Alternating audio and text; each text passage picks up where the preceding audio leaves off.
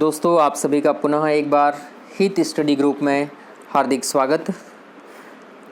पिछली क्लास में हमने नेशनल इनकम के कुछ एग्रीगेट्स को देखा था। रिमेनिंग एग्रीगेट्स को आज के वीडियो में अपन कंप्लीट करेंगे। तो आज नेशनल इनकम का पार्ट 3 देखने जा रहे हैं अपन कि नेशनल इनकम के क्या क्या एग्रीगेट्स होते हैं। कल अपन ने 8 एग्रीगेट्स पढ़े थे। जीडीपी, एनडीपी, जीएनपी और एनएनपी, इन चारों को अपन ने मार्केट प्राइस और फैक्टर कॉस्ट दोनों बेस पर देखा था। आज का जो एग्रीगेट है वो है प्राइवेट इनकम। हम प्राइवेट इनकम को देखते हैं कि प्राइवेट इनकम क्या है। अब यहाँ हम देखेंगे कि प्राइवेट इनकम किसे कहा जाए। नाम से ही क्लियर है कि जो इनकम प्राइवेट सेक्टर को मिले उसे हम कहेंगे प्राइवेट इनकम। प्राइवेट इनकम को उसकी उत्पादक गतिविधियों और अन्य प्रकार की गतिविधियों से मिलने वाली आय ही निजी आय होती है। यहाँ इंटरेस्टिंग बात यह है कि निजी आय में क्षेत्र तो सिर्फ एक होता है, कौन सा? निजी क्षेत्र। लेकिन आय दो प्रकार की होती है, कारक आय और हस्तांतरण आय। जबकि हमने नेशनल इनकम में देखा था कि क्षेत्र तो सारे होते हैं, चाहे वो प्राइवेट सेक्टर हो चाहे वो पब्लिक सेक्टर हो, लेकिन उसमें इनकम एक टाइप की होती है, वो होती है फैक्टर इनकम। जबकि प्राइवेट इनकम में हम देख रहे हैं कि यहाँ पे इनकम के सोर्सेज दोनों हैं, कारक आय भी सम्मिलित होती है और ट्रांसफ़र इनकम भी इसके अंदर सम्मिलित होती है। अब हम देखते हैं कि निजी आय को ज्ञात करने का सूत्र क्या हो सकता है। तो एक तो हम देखेंगे कि निजी क्षेत्र को मिलने वाली जो कारक आय हैं उसे सम्मिलित करेंगे, विदेशों से प्राप्त होने वाली कारक आय को सम्मिलित करेंगे, राष्ट्रीय ऋणों पर मिलने वाले ब्याज को सम्मिलित करेंगे, सरकार से प्राप्त होने वाले हस्तांतरण को सम्मिलित करेंगे और विदेशों से मिलने वाले हस्तांतरण को भी इसके अंदर सम्मिलित करेंगे। इसका मतलब इसके अंदर दोनों चीज़ें आ गई, कारक और हस्तांतरण आय। तो इन दोनों इनकम को निजी आय में सम्मिलित किया जाता है। ध्यान रखिएगा, निजी आय सिर्फ निजी क्षेत्र को प्राप्त होने वाली आय है। ये कारक आय भी हो सकती है और हस्तांतरण आय भी हो सकती है। दोनों प्रकार की आय को इसके अंदर सम्मिलित किया जाता है। यदि हमें कहा जाए कि राष्ट्रीय आय से निजी आय ज्ञात कीजिए तो कैसे करें, तो हम क्या करेंगे? राष्ट्रीय आय किसे कहा जाता है? हमने पढ़ा था कि NNP/FC को ही राष्ट्रीय आय कहा जाता है। तो हम NNP/FC से ज्ञात कर सकते हैं प्राइवेट इनकम को, कुछ जोड़ें और कुछ घटाएं। हमने कहा कि राष्ट्रीय आय में दो क्षेत्र होते हैं, प्राइवेट सेक्टर भी इंक्लूडेड है और पब्लिक सेक्टर भी उसके अंदर इंक्लूडेड है। लेकिन प्राइवेट इनकम के अंदर सिर्फ प्राइवेट सेक्टर को ही लेना है। ऐसे में हम सरकारी विभाग जितने भी हैं उनकी इनकम को माइनस कर देंगे। गैर विभागीय बचतें जो निजी क्षेत्र को प्राप्त नहीं होती है, ऐसी बचतों को भी अपन माइनस कर देंगे। आगे तो जोड़ें किसको नेशनल इनकम में? तो राष्ट्रीय ऋणों पर ब्याज जिसे राष्ट्रीय आय में नहीं जोड़ा जाता है उसे हम जोड़ेंगे। ट्रांसफ़र इनकम, चाहे वो सरकार से मिलने वाली हो चाहे वो दूसरे देशों से मिलने वाली हो, जिसे हमने राष्ट्रीय आय में नहीं जोड़ा था, इसको हम निजी आय के अंदर जोड़ते हैं। तो राष्ट्रीय आय में कुछ जोड़कर और कुछ घटाकर निजी आय को प्राप्त किया जा सकता है। आगे देखिएगा कि राष्ट्रीय आय और निजी आय में क्या अंतर होता है। बड़ा मज़ेदार क्वेश्चन है। जो आगे अपन ने पढ़ा है उसी चीज़ को वापस यहाँ पे रिपीट करना है कि राष्ट्रीय आय, इसमें सिर्फ कौन सी आय? कारक आय। जबकि निजी आय में कौन सी आय? कारक आय और हस्तांतरण आय दोनों। दूसरा देखिए कि राष्ट्रीय आय में दोनों क्षेत्र, सार्वजनिक और निजी, लेकिन निजी आय में सिर्फ निजी क्षेत्र।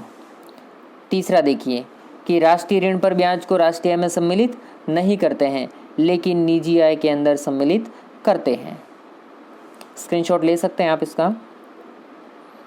आगे चलते हैं। किसे हम वैयक्तिक आय कहें, किसे हम पर्सनल इनकम कहें। तो पर्सनल इनकम क्या होती है? पर्सनल इनकम परिवारों को सभी स्रोतों से प्राप्त होने वाली चालू आय का योग होती है। ये वास्तव में पारिवारिक क्षेत्रों को सभी स्रोतों से प्राप्त होती हैं। इसको कैसे ज्ञात करें? तो इसको हम प्राइवेट इनकम से ज्ञात कर सकते हैं। जो भी प्राइवेट सेक्टर को मिली उसमें से जो प्राइवेट सेक्टर पारिवारिक क्षेत्र को, हाउस होल्ड को नहीं देता है, क्या नहीं देता है? तो निगम जो कॉर्पोरेशन बना हुआ है तो उसकी बचत, सेविंग्स और उसके टैक्सेस, वो दोनों टैक्सेस पे करेगा और सेविंग्स अपने पास रखेगा। जिसको हाउस होल्ड को पे नहीं किया जाता है, उसको पेमेंट के रूप में नहीं दिया जाता है।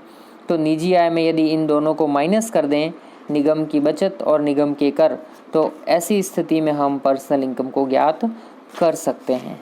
क्लियर है? क्यों? क्योंकि निगम की बचत और निगम के कर पारिवारिक क्षेत्र को प्राप्त नहीं होते हैं, इस कारण इन दोनों को माइनस कर दिया जाता है। अब देखिए कि राष्ट्रीय आय और व्यक्तिगत आय में क्या अंतर होता है। राष्ट्रीय आय में आय का सृजन होगा क्योंकि कारक आय है, और कारक आय वो आय होती है जो कुछ सेवा करोगे, कुछ काम करोगे तो ही उसके बदले कुछ मिलेगा।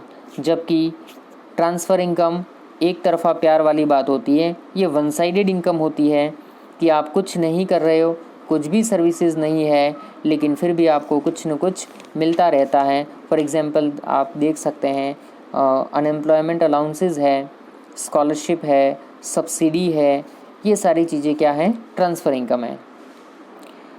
तो ये आय के सृजन की बात करता है, जबकि ये आय की सिर्फ प्राप्ति की बात करता है, चाहे वो फैक्टर से हो, चाहे वो ट्रांसफ़र इनकम हो।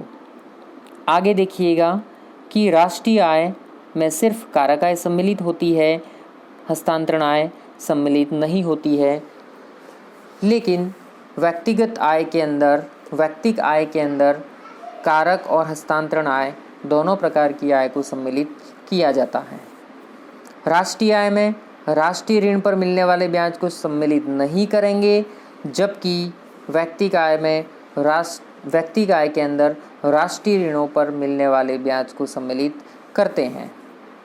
राष्ट्रीय आय में निगम की बचतें और कर शामिल होते हैं, जबकि व्यक्तिगत आय में ये दोनों सम्मिलित नहीं होते हैं।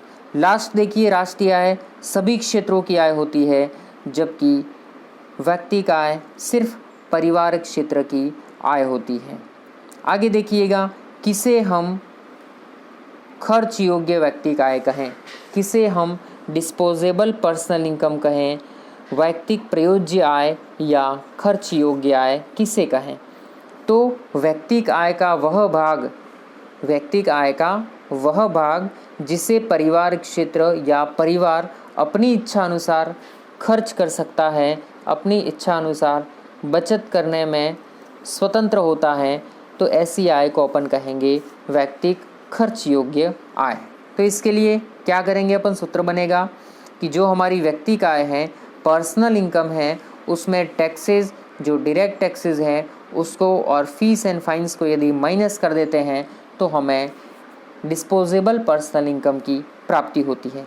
या फिर अपन कह सकते हैं कि डिस्पोजेबल पर्सनल इनकम का दूसरा फॉर्मूला है कि हम जिसे कंज्यूम कर सकें फ्रीडमली और जिसे हम सेव कर सकें उसे हम DPI कहेंगे। तो व्यक्तिगत प्रयोज्य आय का दूसरा सूत्र क्या हो जाएगा?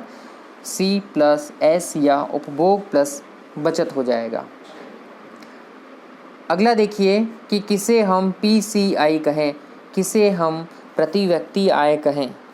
तो प्रति व्यक्ति आय ज्ञात करने के लिए एक सिंपल सा सूत्र है कि जो हमारी राष्ट्रीय आय है, हम राष्ट्रीय आय किसे कहते हैं?